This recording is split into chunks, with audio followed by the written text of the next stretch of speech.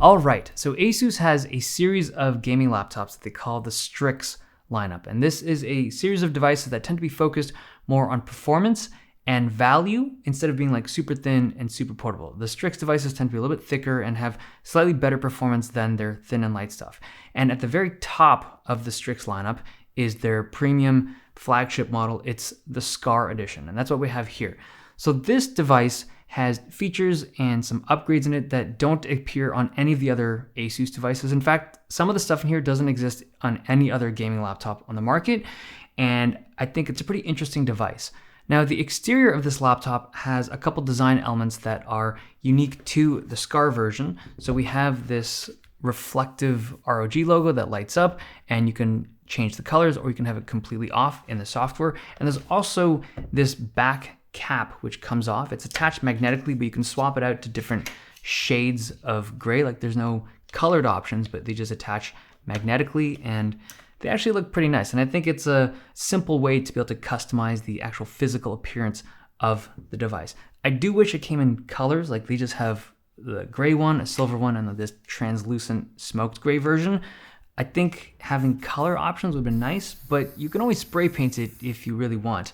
The top panel is an aluminum material. It seems well built, like there's no crazy flex to the screen, but the rest of the device is this polycarbonate material. It feels tanky, like Asus's plastic devices tend to be built really well, and it's just plastic everywhere else. Even the keyboard deck, which we'll get to in a second, is also plastic. Okay, the inside. So when you pop this thing open, the lighting kicks in, and this has one of the more unique lighting configurations on a gaming laptop. So you have this front kind of underglow trim that goes around the device, and you also have a light strip at the bottom of the screen, and this light strip casts onto like the back grill area. It's not super obvious in this shot, but it's there and it's very noticeable in the dark. I will say though that last year's model to me had a more interesting lighting. Like that light strip went around the whole device, then just do the front area, and it was really colorful. And I feel like if you're going to do RGBs to this degree and you just want it everywhere, right? So you can flex that lighting all the way, but I feel like it still looks cool, but to me it's not as nice as last year's model. But for the people that don't care about RGBs, none of this matters. There's also this translucent gray area where you can kind of see through some of the keyboard deck. This is the same finish as the non-translucent black area, but it's just able to be seen through. I think it actually looks kind of cool.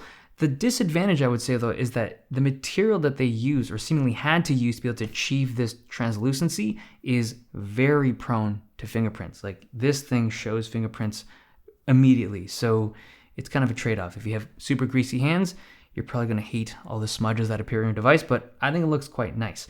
Now, the keyboard itself uses an Opti-Mechanical switch. So it's a mechanical keyboard. It uses a very tactile switch, right? You can hear it, you can feel it, and it uses an optical sensor. So it's got a light beam that when you press it and detects that the light's cut off, it registers as an input. So it's very fast in that sense, very quick response time. But there's a couple issues. Number one, it's loud, right? So if you're typing, and if you're in a noise-sensitive environment, like you're in the library, or you're in a lecture hall, or a place where noise matters, like at work, and you're just going ham, you're gonna get some dirty looks, for sure. The second thing is the feel of it. This is not a keyboard that everybody's going to like. It definitely feels different from like a domed switch keyboard, or just like a regular membrane-based keyboard. These are, if I'm being honest, I would say that most people would prefer a dome switch over this. If you've never tried a gaming laptop with a mechanical keyboard, these feel different from a regular mechanical keyboard, right? Most people who try a regular desktop keyboard, they're gonna like a mechanical, but these are, it's a different kind of feel. So if you can't try one in the store, there's a risk of you not liking this keyboard right out of the box. The layout is great. I really like the design and the shape of this keyboard, and I also like the fact that it has a print screen. A lot of Asus keyboards don't have them this year, but not everyone's gonna like this kind of tactility on a laptop keyboard.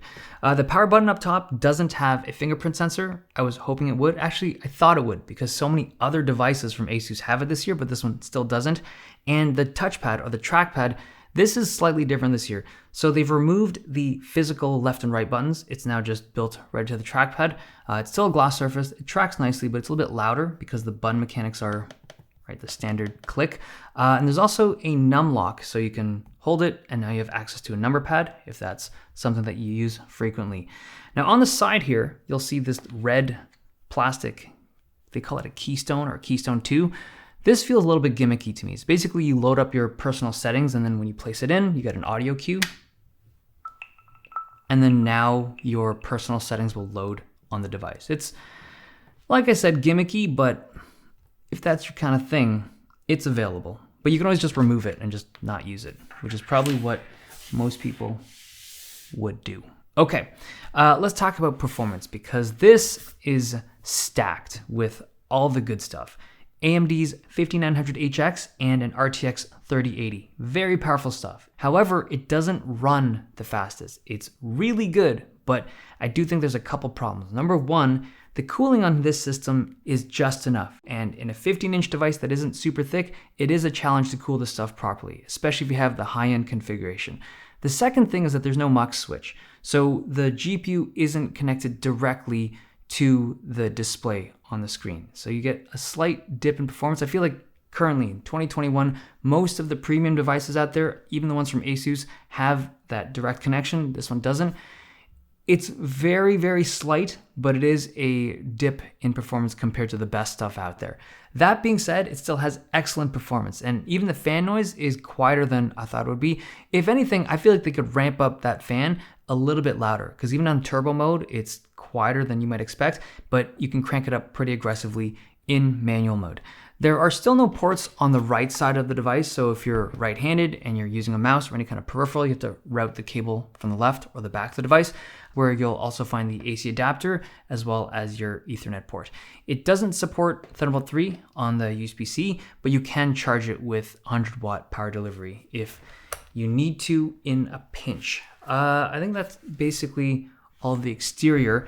Inside, you have access to all of it. You have your 2 RAM slots, you have your 2 SSDs, and you also have your big 90 watt-hour battery. And this is a comfortable 7.5, 8-hour battery. Now, the reason why it's not a longer battery life is because the screen is a high resolution screen. It's an awesome screen. It's 1440p and it's high refresh, good colors. I think this is one of the best screens you can get in the gaming laptop market right now. It's not unique to this device. The G15, I believe, also shares the screen. I think other devices out there also have a comparable screen to this, but I do like playing games and editing videos on high refresh, high resolution panels. It's a treat. Okay, so that's the overview. My personal take on whether or not this is worth the extra money, right? Because this is like $200-300 more than the standard non-Scar edition or just like a competing product. This has a whole bunch of like gimmicky stuff. I'll be honest, like the keystone and the design elements on this thing are cool, but they're not fundamental to the actual feel and performance of the device. What is different though is this keyboard. This defines the product for me, not the RGB lighting, nothing else. It really is this keyboard. And I think because it's so personal, like it's such a subjective thing, right? You got to try it. You really have to go into a store and try it out for a little while, because if you don't like the keyboard, then there's no reason to get this. But some of my friends love this thing. Straight up, they think this keyboard is fantastic. They like the feel, they don't mind the sound, but everyone's different. And I think you just gotta know for this keyboard before you spend the money. Okay, I think this thing starts at $19.99. They have an RTX 3080 version at that price point, which is fairly reasonable. Like it's like high-end stuff, but for high-end stuff, it's priced reasonably well. Okay, hope you guys enjoyed this video. Thumbs if you liked it, subs if you loved it. See you guys next time.